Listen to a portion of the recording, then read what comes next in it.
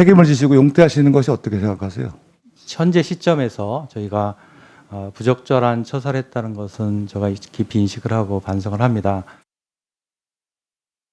어제 국회에서 열린 산업통상자원 중소벤처기업위원회 전체 회의 모습입니다. 대선 캠프에 제공할 공약을 발굴하라. 지난달 31일 내부회의에서 이 같은 지시를 한 사실이 드러난 박진규 산업통상자원부 1차관. 여야 가리지 않고 질타를 받아서 진담을 뺐습니다. 앞서 그제는 문재인 대통령이 매우 부적절하다며 강하게 질책을 했고 어젠 구윤철 국무조정실장이 차관 회의를 소집해서 신중한 처신을 주문했습니다.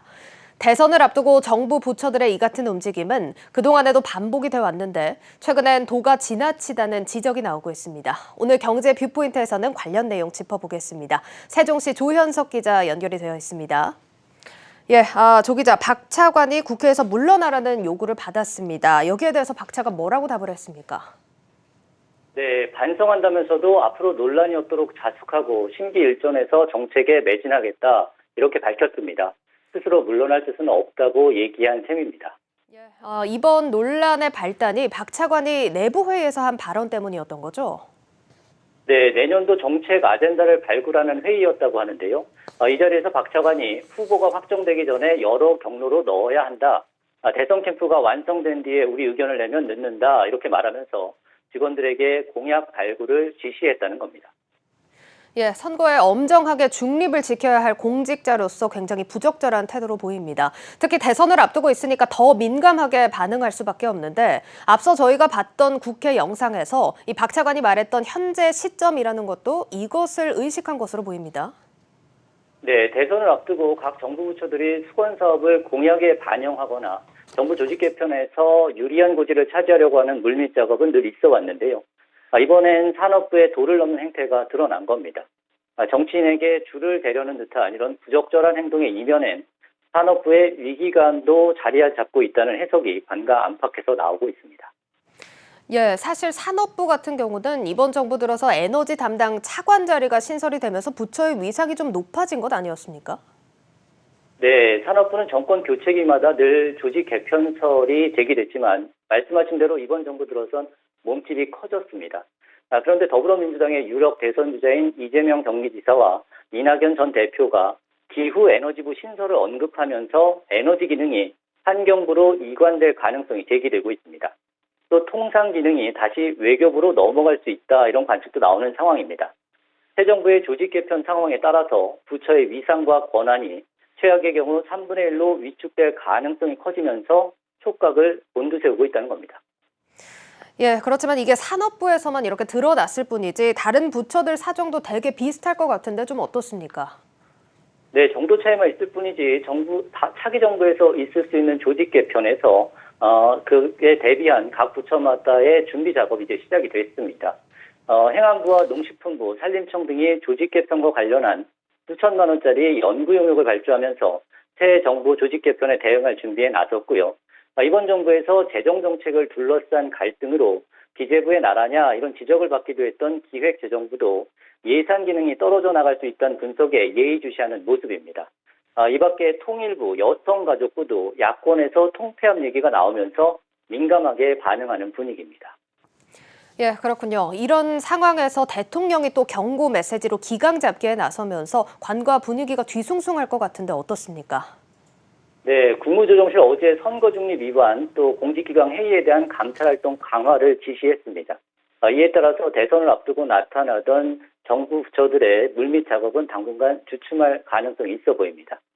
실제 모 부처의 경우도 산업부처럼 정책 아젠다를 취합하려다가 대통령의 경고 이후에 이를 일단 보류했다 이런 얘기도 나오고 있거든요. 하지만 아시다시피 기강 잡기가 최근 여러 차례 반복됐지만 잡음은 계속되고 있습니다.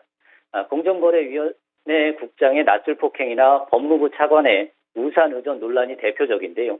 정권발로 갈수록 공직사회의 기강회의가 더 두드러질 수 있다 이런 우려가 커지고 있습니다. 다음으로는 최근 논란이 되고 있는 지방교육재정 교부금의 제도 개편에 대해서 재정당국이 공식 요구를 했다고 하는데요. 관련 내용도 짧게 짚어보도록 하겠습니다. 조 기자 먼저 내용을 듣기 전에 지방교육재정 교부금이 무엇인지부터 좀 설명해 주시죠. 네, 초중등 교육 재원으로 쓰기 위해서 중앙정부가 각 시도교육청에 주는 돈입니다. 1959년에 초등교육이 의무화하면서 함께 시행됐는데 현재는 시도교육청 예산의 70%가 이 같은 교부금에 의존하고 있습니다.